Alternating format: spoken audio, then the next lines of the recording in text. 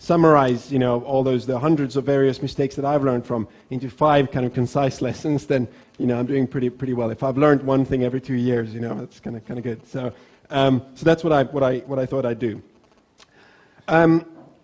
Overall, I guess entrepreneurship in general, I think is an amazing thing, and I constantly, many of my friends work in investment banking and consultancy, and I feel sorry for them every day.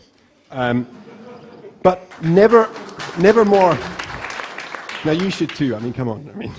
Anyway, so never ever has there in my mind been a time that I felt sorrier for them than right now.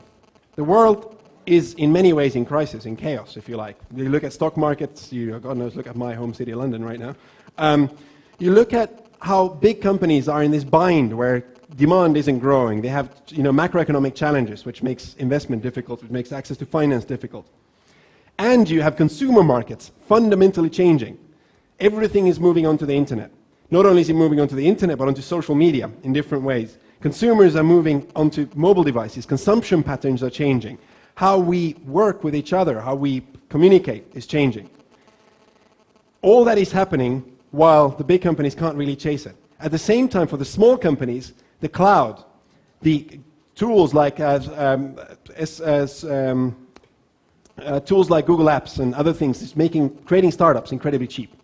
So you have this double whammy when you're a big company of, on the one hand, your consumers running away, and on the other hand, having much more powerful startups to compete with you. So it's an incredibly exciting time to be an entrepreneur.